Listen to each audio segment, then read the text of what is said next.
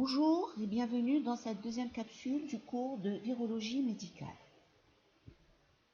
Alors, au programme de cette capsule, nous allons entamer le deuxième chapitre et commençons par les propriétés générales des virus. Alors, la toute première caractéristique des virus, c'est leur petite taille. Par définition, les virus, ce sont les plus petites entités vivantes. Donc on parle d'entités et non de cellules. Ce sont des particules. Et à titre comparatif, prenons ce rectangle comme étant la taille d'une cellule eucaryote avec son noyau ici en noir. Alors cette cellule fait une taille de 10 000 nanomètres, c'est-à-dire 10 micromètres. Son noyau fait une taille de 2800 nanomètres, c'est-à-dire 2,8 micromètres. Une cellule prokaryote, ici en vert, telle que Escherichia coli, fait une taille de 2 micromètres, 2000 nanomètres. Les virus, quant à eux, ils sont encore beaucoup plus petits. Leur taille est de l'ordre du nanomètre et non du micromètre.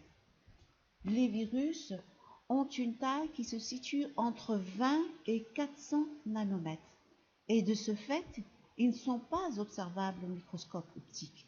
Ils ne sont observables qu'au microscope électronique.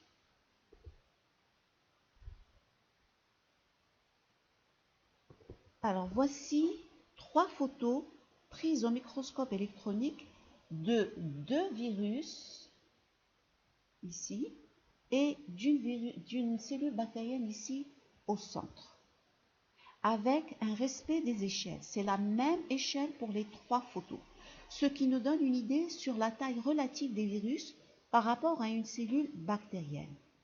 En haut, par exemple, il s'agit du virus de l'herpès, virus entouré ici en blanc d'une enveloppe. Herpès, si vous ne savez pas, voici en photo. Herpès que l'on a tous un jour ou l'autre eu. En bas, il s'agit du rotavirus qui est un virus sans enveloppe. C'est le principal responsable des diarrhées chez les bébés. Et au sein même des virus, la taille varie en fonction de l'espèce. Donc voici quelques exemples seulement. Ici sur votre écran, il n'y a que quelques exemples. Alors le plus gros virus est le pox virus. C'est le virus responsable de la variole, dont on a déjà parlé dans la capsule précédente. Ici, vous avez le virus de la rage, le virus de la rougeole, dont nous sommes tous vaccinés. Vous avez le virus HIV, responsable du sida. Et ici, vous avez le SARS, le coronavirus, appelé ainsi car il a l'aspect d'un virus entouré d'une couronne, d'où le nom de coronavirus. Et ce long virus allongé, c'est le virus d'Ebola, qui sévit en Afrique et dont vous avez certainement entendu parler, virus extrêmement contagieux et mortel. Ensuite, ici, vous avez les plus petits virus, dont le papillomavirus, responsable du cancer du col de l'utérus.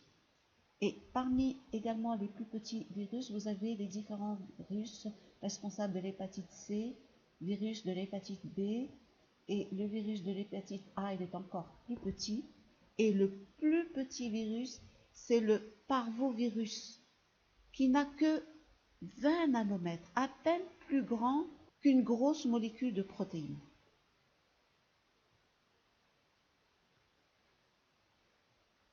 Alors voici des virus attaquant une bactérie et qu'on appelle bactériophages. Ce sont des virus qui se nourrissent de bactéries. Et les bactériophages qui infectent les bactéries, ils sont retrouvés en abondance dans l'environnement, dont la taille est de 200 nanomètres. Alors ces bactériophages sont des outils prometteurs en matière de thérapie. Et là, je voudrais ouvrir une parenthèse pour vous parler de l'utilité de ces bactériophages en matière de thérapie. Car Comme vous devez le savoir, les bactéries pathogènes se montrent de plus en plus résistantes aux antibiotiques, comme ici sur votre écran. Voici 2 cultures de souches bactériennes ensemencées sur boîte de pétri de manière à avoir une nappe bactérienne après incubation. Mais au préalable, avant incubation, vous avez différents disques d'antibiotiques qui ont été déposés sur ces souches pour tester leur résistance aux antibiotiques. C'est ce qu'on appelle un antibiogramme. Et l'auréole claire que vous voyez autour du disque indique qu'il n'y a pas eu de croissance bactérienne. Donc l'antibiotique a eu un effet sur la souche bactérienne.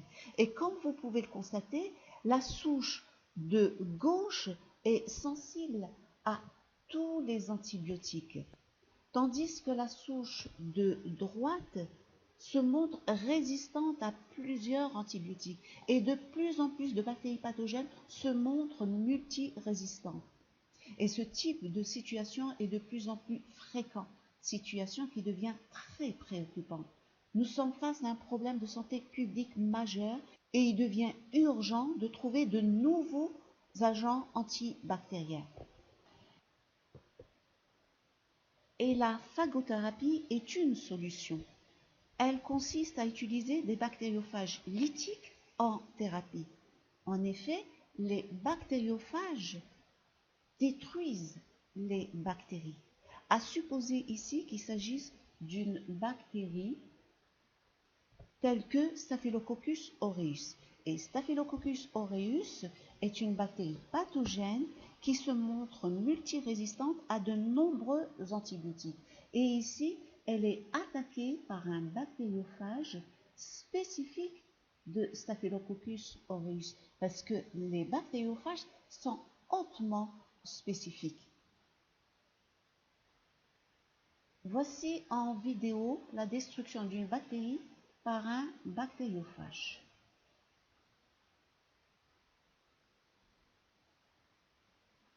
Alors, les bactériophages ont cet aspect, on en parlera par la suite. Il y a une tête, une queue et des fibres. Et c'est par l'intermédiaire de ces fibres qu'il va aller reconnaître la bactérie spécifiquement. Il injecte son génome à l'intérieur et à l'intérieur, tout de suite après, il y a décodage de son génome et vous avez ici la fabrication de toutes les particules virales. Il y a un assemblage des virus et ces virus vont pulvériser la bactérie. Il y a production en un nombre important de bactériophages. Et ces bactériophages sont d'autant plus intéressants qu'ils sont hautement spécifiques, comme je le disais. En effet, ce bactériophage qui a infecté Staphylococcus aureus, il n'est pas en mesure, par exemple, de détruire une autre espèce bactérienne telle que Escherichia coli. Donc, les bactériophages sont plus intéressants que les antibiotiques. Pourquoi? Parce que les antibiotiques détruisent les bactéries pathogènes, mais également les autres bactéries commensales du corps. C'est ainsi que quand vous prenez un antibiotique pour traiter une maladie infectieuse bactérienne, cet antibiotique détruit non seulement la bactérie mise en cause, mais également une partie de la flore bactérienne intestinale. C'est pourquoi cette piste de phagothérapie est très prometteuse. Voilà, je ferme la parenthèse. Donc revenons aux propriétés des virus, dont la première est leur petite taille, comme je le disais. La deuxième caractéristique des virus, c'est leur organisation toute simple. Ils sont constitués d'un génome qui peut être soit de l'ADN ou de l'ARN, jamais les deux à la fois. C'est une particularité des virus. Ils n'ont pas de noyau, ils sont dits donc acaryotes. A pour signifier absence de noyau. Et ce génome est emballé dans une sorte de boîte qu'on appelle capside. D'ailleurs, le mot capside vient du mot grec kapsos qui veut dire boîte. Et certains virus, pas tous, sont entourés d'une enveloppe. Et comme vous pouvez le voir, ce n'est pas l'organisation d'une cellule. Les cellules sont acellulaires, c'est-à-dire il y a absence d'une structure cellulaire. comme c'est le cas pour les bactéries. Les bactéries sont des cellules, les virus ne le sont pas. Ainsi, on distingue les virus composés d'un génome emballé dans une capside, ce sont les virus nus. Si on les appelle ainsi, c'est par opposition aux virus enveloppés qui, eux, sont entourés d'une enveloppe. La troisième caractéristique des virus, c'est que ce sont des parasites obligatoires. Alors le parasitisme, d'abord, qu'est-ce que c'est? Faisons d'abord une petite mise au point. Le parasitisme vient en opposition à la prédation. La prédation est par définition une interaction trophique entre deux organismes par laquelle un gros organisme, ici, dénommé prédateur, tue le plus petit organisme pour s'en nourrir. Exemple, vous avez ici une grosse amibe qui est le prédateur et qui attaque une paramécie qui est beaucoup plus petite. C'est une prédation. À la différence du parasitisme, où c'est l'inverse, c'est le plus petit organisme qui attaque le plus gros organisme pour s'en nourrir. Et il existe deux types de parasitisme. Il y a le parasitisme facultatif, tel que par exemple ici, vous avez une petite bactérie qu'on appelle du genre Celvibrio qui attaque une grosse bactérie Pseudomonas, du genre Pseudomonas. Et oui, ça existe dans la nature, des bactéries qui mangent une autre bactérie. Ça concerne le parasitisme facultatif, ça concerne un organisme qui passe de la vie saprophyte, c'est-à-dire qui se nourrit de matière organique morte, à une forme de parasite.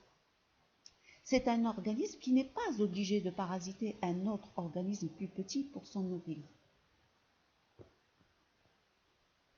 À la différence du parasite obligatoire, qui ne peut pas vivre sans parasiter un hôte approprié. Et c'est le cas des bactériophages. Ici, les bactériophages attaquent une bactérie pour s'en nourrir. Ou encore, vous avez les virus qui infectent les animaux, ou encore les humains, qui sont encore beaucoup plus grands que les virus. Ces virus, ce sont des parasites obligatoires. Ils n'ont pas le choix. Et pourquoi ils n'ont pas d'autre alternative? C'est parce qu'ils ont cette incapacité de réplication autonome, de synthétiser des protéines, et également ils ont cette incapacité de générer de l'énergie, de l'ATP. Ils en sont incapables car ils n'ont pas de ribosome, ils n'ont pas d'ARN de transfert et ils n'ont pas un génome suffisamment grand pour synthétiser suffisamment d'enzymes pour synthétiser l'ATP par exemple. C'est ce qui les rend totalement dépendants de la cellule hôte. Et quand ils pénètrent dans une cellule hôte, ils détournent toute la machinerie de la cellule à leur profit pour se répliquer. À l'intérieur de la cellule hôte, ils y trouvent toute la matière première, l'énergie, les enzymes qu'ils n'ont pas. C'est donc la cellule infectée en fait qui va fabriquer de nouveaux virus. Elle se transforme en une véritable usine à fabriquer les virus qui finissent par la liser et la tuer. Et les virus parasitent de manière très spécifique les cellules, aussi bien les cellules prokaryotes que les cellules eucaryotes. Alors il y a des virus d'animaux. Il y a d'autres virus complètement différents qui attaquent les végétaux. Et vous avez des virus spécifiques aux champignons, des virus qui n'attaquent que les protozoaires, et vous avez des virus qui attaquent les bactéries, qu'on appelle les bactériophages. Et au sein de chaque groupe, par exemple les virus d'animaux, les virus ne vont pas attaquer tous les animaux. La spécificité va plus loin. Ils attaquent que certains animaux. Et encore, quand ils affectent un animal ou un être humain, ils ne vont infecter qu'un tissu bien spécifique, un organe bien spécifique. Ils sont hautement spécifiques. Et cette haute spécificité est due à la présence de récepteurs spécifiques de surface des cellules hôtes qui permettent la fixation des virus. Les virus, de leur côté, possèdent à leur surface des protéines ou glycoprotéines qui vont se fixer sur des récepteurs de la cellule hôte. Visionnons cette vidéo.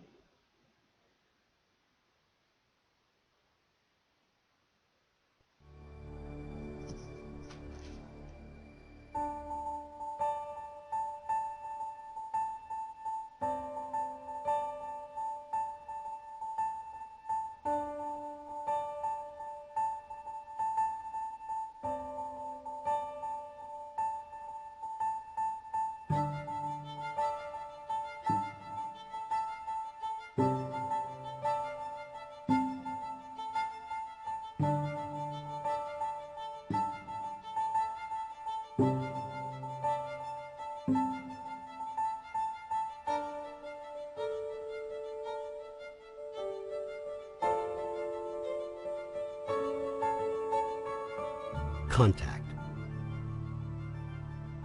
This is the moment when infection begins. How does infection happen? You see the tiny shapes there on the virus particle's surface? They seem like random blobs. In reality, they are tiny keys, proteins that have evolved to the perfect shape and size, enabling them to unlock these receptors on the surface of this lung cell. Like a smile and a handshake, the virus deceives this lung cell and is welcomed in, where it will command the cell to make more virus particles.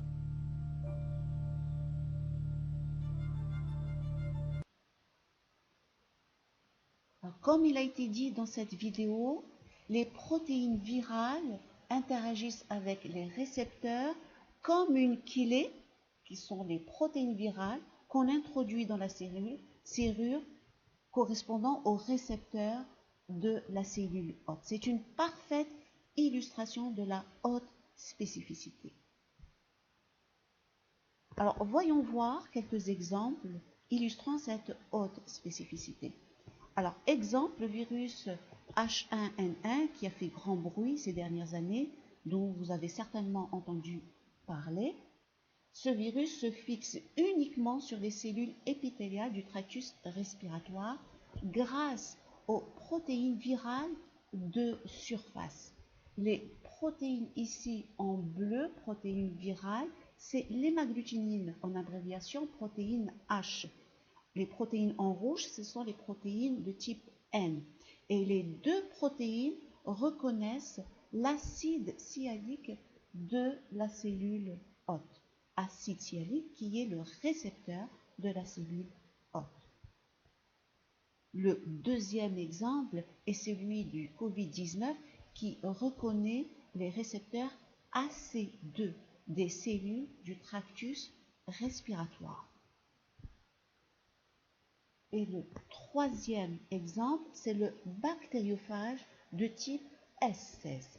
Alors, ces bactériophages sont dits de type S car ils ne reconnaissent que le récepteur de Salmonella. Salmonella, ici, qui est une entérobactérie. Et à l'extrémité de leur fibre caudale, ici, il existe une glycoprotéine, ici à droite de votre écran, qui reconnaît spécifiquement les récepteurs de Salmonella. Ce bactériophage ne va infecter aucune autre bactérie que Salmonella. Et cette spécificité va même plus loin. Ce bactériophage est dit de type S16, indice 16, c'est-à-dire qu'il ne va pas non plus infecter n'importe quelle Salmonella, mais uniquement un type bien spécifique de Salmonella, pas toutes les Salmonella.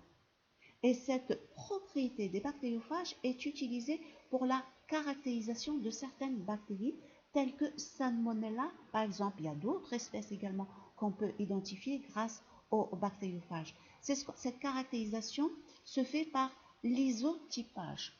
On l'appelle la lysotypie. C'est une identification par lysotypie. Alors, qu'est-ce que la lysotypie? La lysotypie, c'est une méthode d'identification de bactéries à l'aide de souches spécifiques de bactériophages. Elle étudie la sensibilité des souches à une série de bactériophages sélectionnés. C'est, pour simplifier, au même titre que l'antibiogramme qui étudie la sensibilité des souches à différents antibiotiques. C'est la même chose.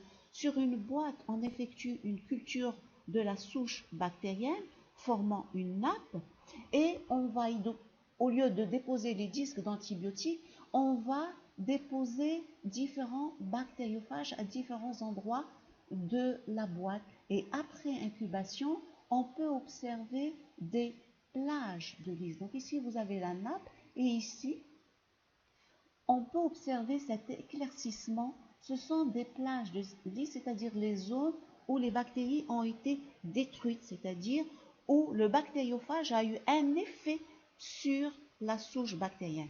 La souche bactérienne est sensible vis-à-vis à ce bactériophage. Et en bactériologie, la lysotypie est utilisée pour l'identification. Prenons l'exemple d'identification de Salmonella en bactériologie. La démarche d'identification de Salmonella se fait de la manière suivante. Au départ, on réalise des tests préliminaires qui nous permettent d'identifier la famille des Enterobacteriaceae à laquelle appartient Salmonella. Les tests préliminaires qui sont de type de Gram, par exemple Salmonella c'est une Gram négative, elle est aéro-anaérobie facultative, donc on va étudier le type respiratoire, elle est oxydase négative, c'est-à-dire on recherche si elle a le cytochrome C ou pas, et on étudie le type de dégradation du glucose. Salmonella, elle est capable de fermenter le glucose. Donc quand vous rassemblez ces 4 critères, ce sont les critères des Enterobacteriaceae, qui est une grande famille, à laquelle appartient Salmonella. Et pour identifier l'espèce, on réalise une série de tests biochimiques que vous avez certainement vus en bactériologie. Et d'après le profil biochimique obtenu, supposons qu'on en déduit qu'il s'agit de Salmonella enterica. Mais les laboratoires d'analyse ne s'arrêtent pas là, car l'identification de l'espèce n'est pas suffisante. Car au sein de Salmonella enterica, il y a plusieurs sous-espèces.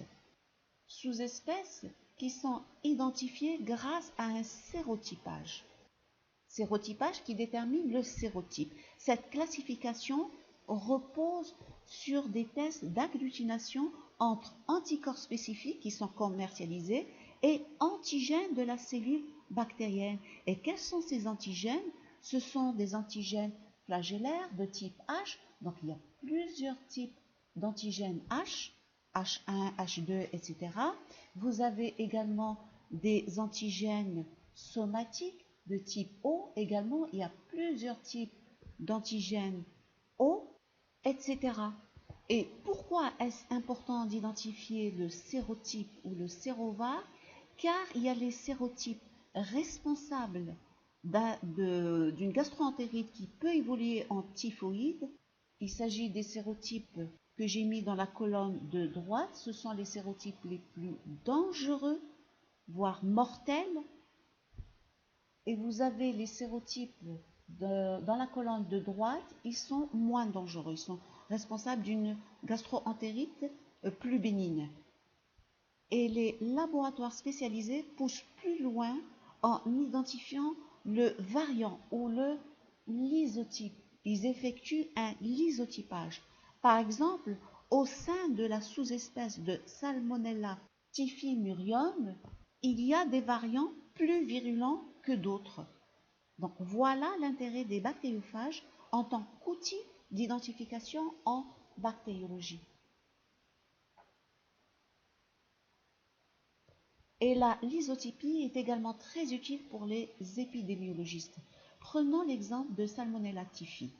Les différents lysotypes de Salmonella typhi sont répartis dans le monde de la manière suivante. Alors, j'affiche la prédominance de lysotypes selon les régions. Et comme vous pouvez le voir, les lysotypes prédominants en Afrique du Nord ne sont pas les mêmes que ceux qui dominent en Afrique subsaharienne ou ceux d'Asie ou encore ceux d'Amérique du Sud. Quel est l'intérêt? Ainsi, si une épidémie se déclare dans une région du monde, on détermine le lysotype de la Salmonella typhi qui a déclenché cette épidémie et on saura l'origine de cette Salmonella typhi. Elle vient d'où? Donc voilà l'intérêt de la lysotypie ou du lysotypage.